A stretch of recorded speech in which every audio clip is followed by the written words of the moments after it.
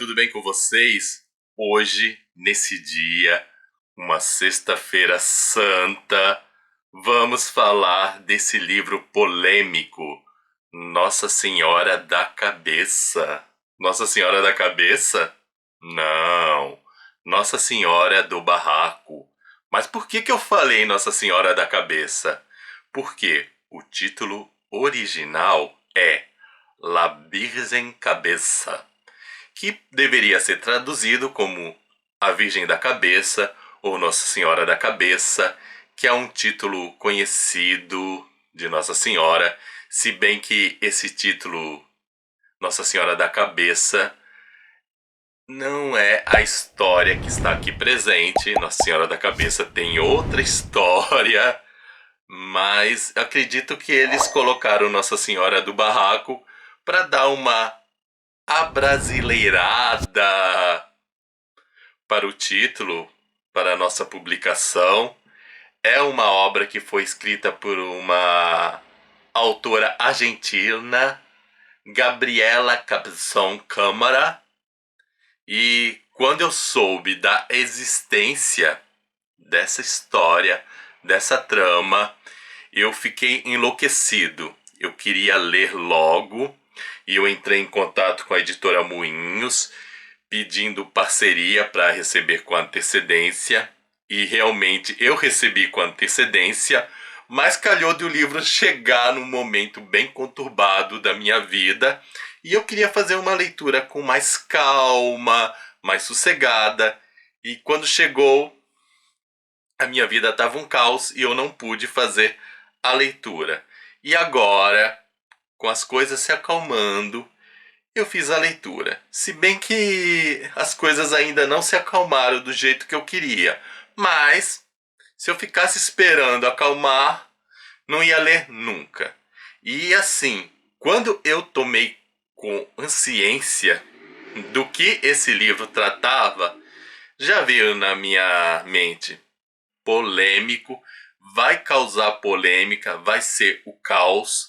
E eu comecei também, naquela época mesmo, com todos os problemas, eu comecei a fazer pesquisas a respeito do impacto que essa obra causou lá na Argentina, e descobri também que ela foi lançada em outros lugares, e eu queria ter informações antes de realizar a leitura propriamente dita. E para minha surpresa, o livro polêmico não causou polêmica. E isso pode ser pelo fato de que talvez as pessoas estejam mais abertas, com uma mente aberta aí para as coisas da vida, ou simplesmente uma tentativa de ignorar a obra para abafar.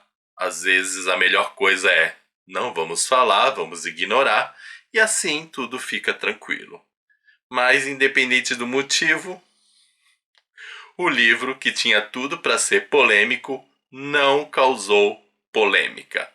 Aqui nós temos a história de uma travesti que vê Nossa Senhora. Gente, que coisa mais polêmica que isso? Especialmente no mundo em que a esfera católica conservadora meio que domina. Não tem. E a história, para ser mais resumido, ocorre da seguinte forma: nós vamos ter uma travesti que, em primeiro lugar, ela sofre violência de seu pai. O seu pai, um policial, não aceita a condição dessa travesti e lhe dá uma surra. O nome de batismo da travesti é Carlos Guilhermo, mas ela adota como seu nome aí.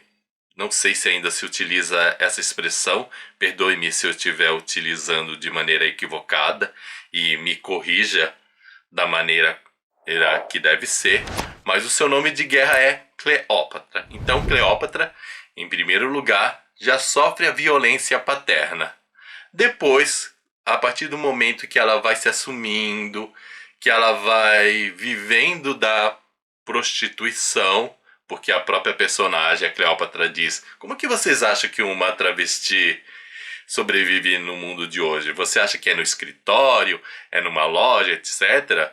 Nós sobrevivemos da prostituição. Essa é a frase da personagem. É assim que ela se auto-menciona. E o que ocorre com essa travesti aí que é discriminada, que não consegue um local no mercado de trabalho? Simplesmente ela é agredida pelos policiais.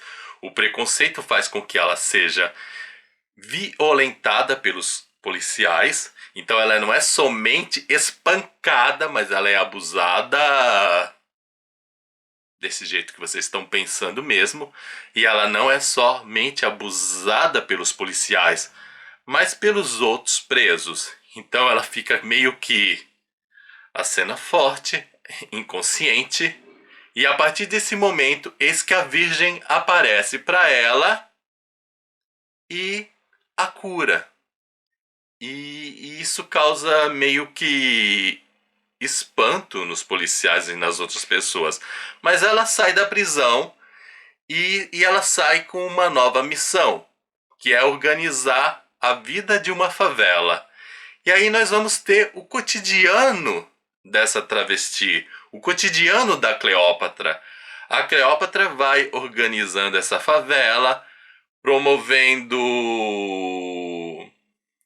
partilha, ensinando os valores do perdão, mostrando que a prostituição é pecaminosa, e nós vamos vendo que em tudo isso vai se estabelecendo uma linha de conversão e diferente do que a gente costuma ver quando se fala de conversão. Conversão para muita gente seria o quê? Vamos largar também esse fato de ser travesti. Você nasceu homem, então deixa de ser travesti. Nossa Senhora pede uma porção de coisas aí que se referem a demonstrações de conversão. Mas em nenhum momento Nossa Senhora diz para ela, deixa de ser travesti.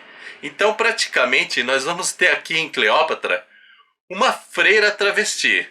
Ela para de fazer sexo a princípio, depois não posso contar o que ocorre porque o porquê que eu estou falando a princípio, mas mesmo quando vai ser difícil dizer isso, mas mesmo quando ela usa das relações sexuais, não é de uma maneira pecaminosa, tá, gente? É isso que ocorre. E é o máximo que eu posso lhes dizer. Então, essa mulher, ela vai conduzindo a vida na favela, ela se torna uma grande líder espiritual. Nossa Senhora pede para que ela construa um tanque de carpas. Então essas carpas aí nesse tanque, que fica aí nesse reservatório, com uma estátua de Nossa Senhora, assim, bem na beirada, serve como sustento, como manutenção da favela. E ela vai mostrando para aquelas pessoas, na maioria pessoas pretas, que é possível ter uma vida melhor, uma vida com dignidade, uma vida com mais amor. Ela demonstra que a questão do suicídio não é apenas se matar, mas que o uso das drogas também é uma forma de suicídio. E essa favela vai progredindo, vai chamando a atenção da sociedade ali em volta. Com isso, uma jornalista chamada Kitty, acompanhada de um fotógrafo, vai lá e resolve analisar os fatos. Diga-se de passagem que essa jornalista Kitty, ela é uma jornalista sensacionalista. Então, o objetivo dela também não é só entender os fatos, mas, tipo, ganhar fama em cima dessa situação e aí progredir, né? Toda a ambição de uma jornalista sensacionalista está presente na Kitty. Tudo isso que eu estou falando, toda essa história, é narrada por duas pessoas. E as duas pessoas que narram essa história é a própria jornalista, a Kitty, e a Cleópatra. Então nós vamos ter capítulos narrados por essas duas mulheres. E não assim de uma maneira assim, uma hora é a Kitty, outra hora é a Cleópatra. Não, às vezes é Kitty Kitty, às vezes é Kitty Cleópatra, às vezes é Kitty Cleópatra Cleópatra. E aí as narrações elas vão aí se conduzindo. E é interessante que na forma de narrar nós vamos percebendo que há uma espécie de diálogo entre as duas. E justamente por surgirem diálogos entre essas duas mulheres, e são mulheres que estão vivenciando essa coisa aí da favela, essas situações, nem sempre nós temos detalhes. Ou seja, o texto tem lacunas, mas essas lacunas não constituem defeito na obra. É justamente para que ficar explicando algo que a outra já sabe. Então, basicamente, nós temos os fatos e as percepções dessas mulheres. E diga-se de passagem, a Kitty, ela não acredita nessa coisa da visão da Nossa Senhora. Ela não é uma mulher de fé, enquanto a Cleópatra é uma travesti, é uma mulher de fé.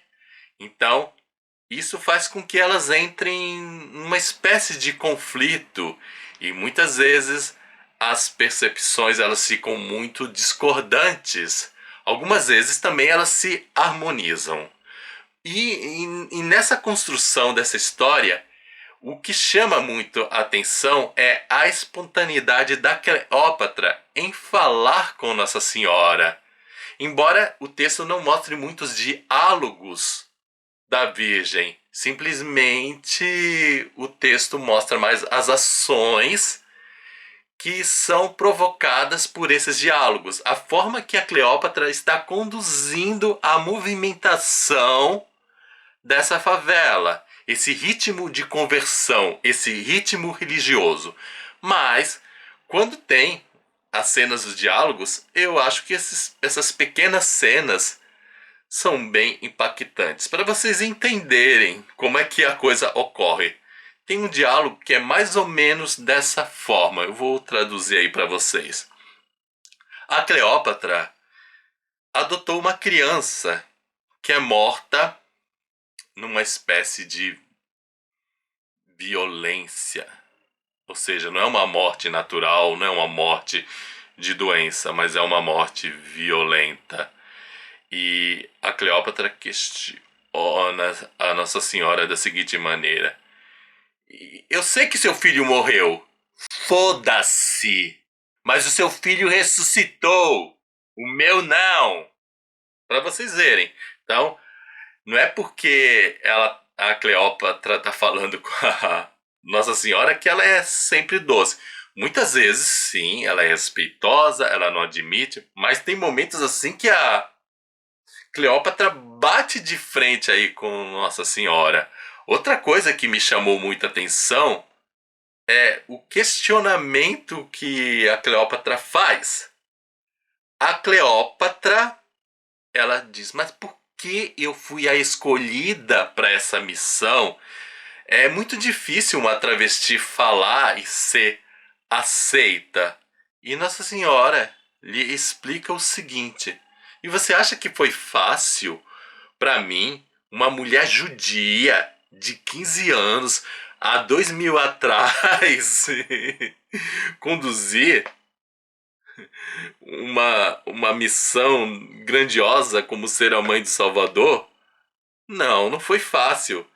Mas a questão é que nós, especialmente nós que somos católicos, eu não sei qual religião que vocês pertencem, vocês que estão me assistindo, mas nós, assim, do grupo católico, nós já vemos uma Nossa Senhora muito divinizada, nós já temos essa coisa aí da Nossa Senhora Imaculada, quase que uma deusa. Então nós não percebemos essas peculiaridades da vida real da Nossa Senhora. Ser uma mulher de 15 anos numa época conservadora no mundo judaico? Não, não era fácil, mas nós nunca conseguimos conceber essas dificuldades porque sempre estamos embutidos com a nossa visão atual de religiosidade. Dentro de tudo isso que eu estou falando, nós vamos percebendo que apesar da Cleópatra, ela está conduzindo essa comunidade de uma maneira assim esplendorosa, dessa comunidade está tendo progresso, nós vamos vendo paralelamente todos os preconceitos que surgem. Embora essa comunidade dê todos os sinais de melhorias, de santidade, de bons comportamentos, de exemplo. Nossa, eu fiquei até com vontade de morar nessa favela. Surgem preconceitos que fazem até que fake news sejam criadas. E não foi a Kitty, a jornalista que criou essas fake news, mas outro jornalista. Simplesmente os pivetes, os meninos pretos, eram vistos como marginais. Então surgiam histórias que eles roubavam, matavam, cheiravam. Todos esses garotos estavam entrando no processo de conversão, mas mesmo dentro desse processo, eles eram vistos de maneira preconceituosa. E muito mais do que falar da condição dessa favela, condução e condição, esse texto é uma história de um massacre. Sim, isso não é spoiler, mas nós vamos ver o quanto essa favela ela é massacrada e até o ponto de surgir uma destruição da favela.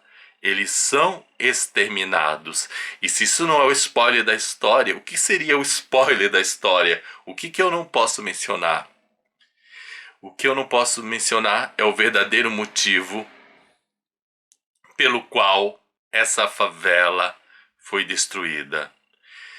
Nós vemos na história, ao longo das narrativas, ao longo dessas páginas, todos os preconceitos. Preconceito por ser travesti, preconceito por serem pessoas pretas, preconceitos por serem pobres.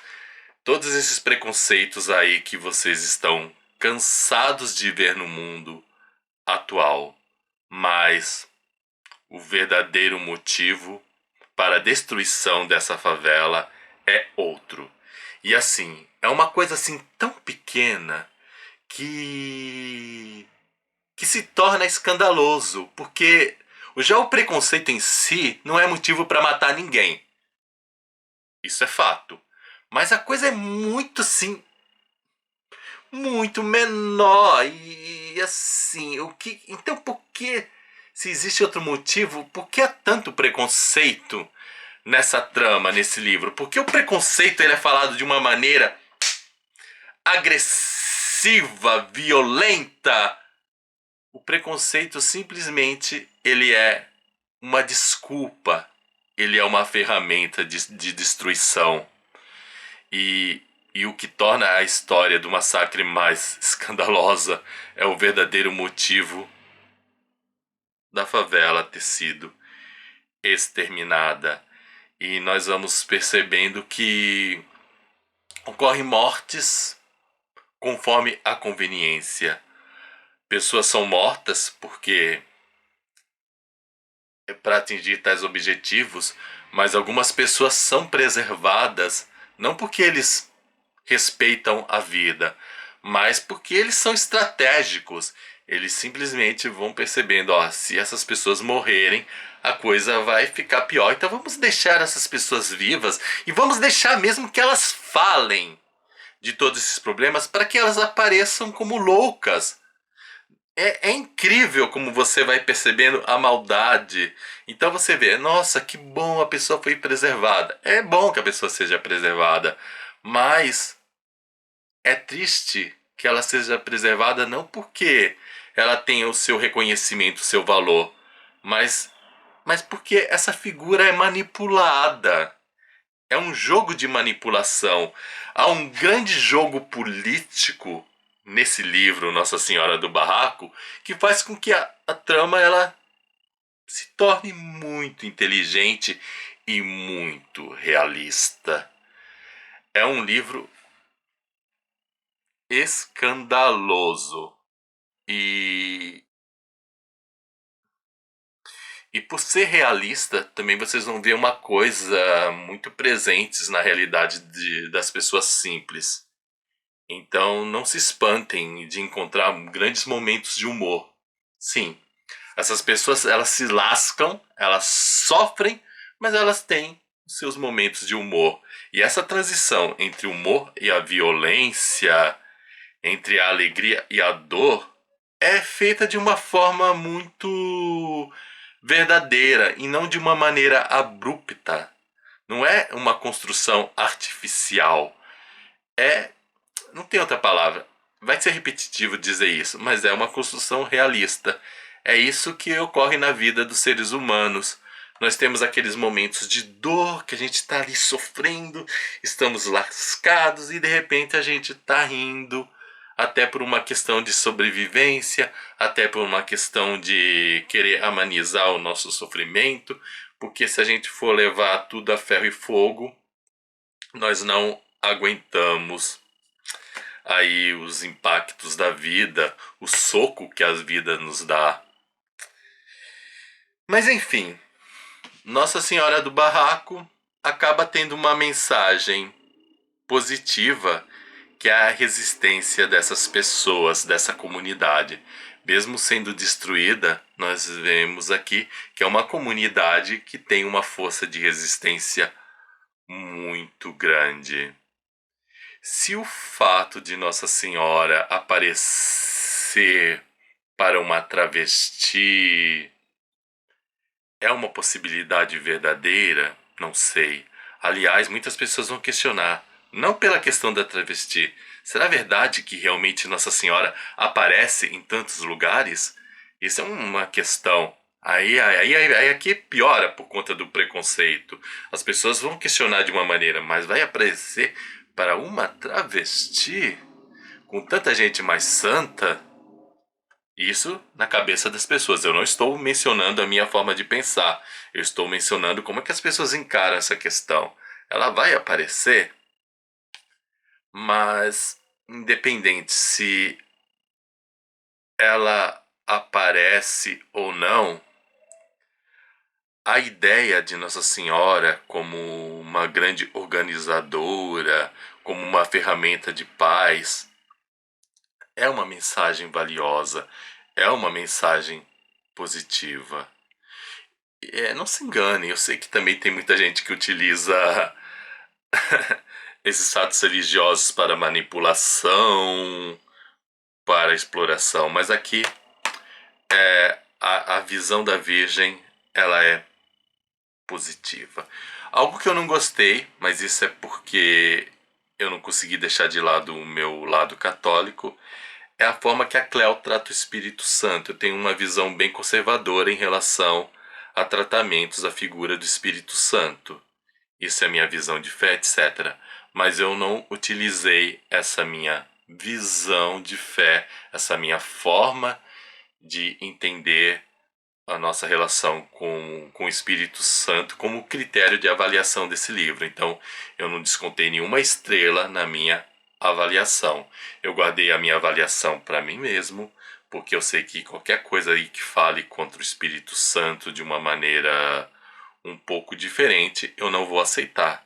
Eu acho que a gente também tem que ter maturidade de entender os nossos limites e não utilizar os nossos limites para avaliar obras, situações, etc.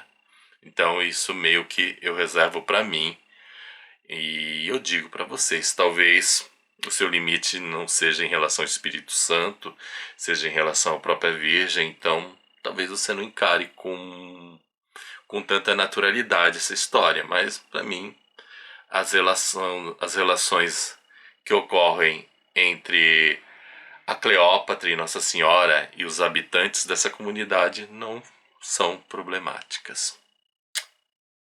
O que mais que a gente pode falar de interessante? Bem, o que a gente pode falar de interessante não dá para falar, porque já entra na linha do spoiler. Mas sem sombra de dúvidas, eu acho que é um livro que eu aposto que você deveria ler. Eu como uma leitura obrigatória. Existe aquele livro que a gente gosta, mas aí meio que tanto faz. Mas esse assim, eu acho que ele é uma grande ferramenta de discussão, de amadurecimento. E não importa se você tem a fé ou não, se você é católico, evangélico, tenha qualquer religião.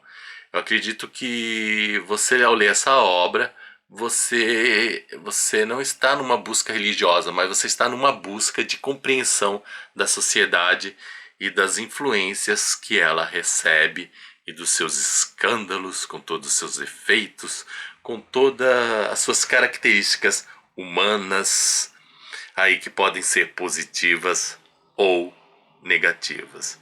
Enfim, um livro que vale 5 estrelas.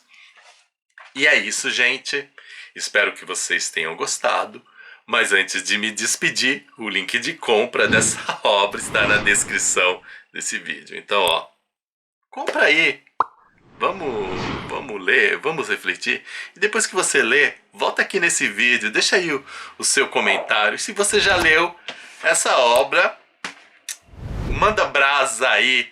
E também, diga aí o que você achou dessa resenha. Não me deixa no vácuo. Bem, interrompi o meu bordão que eu acho que eu vou ter que começar de novo. Então, gente, é isso. Espero que vocês tenham gostado. Não se esqueçam de dar o seu joinha, nem que seja por caridade. Afinal, copo d'água, um joinha, não se nega pra ninguém. Tchau pra vocês e até o nosso próximo vídeo. Fui!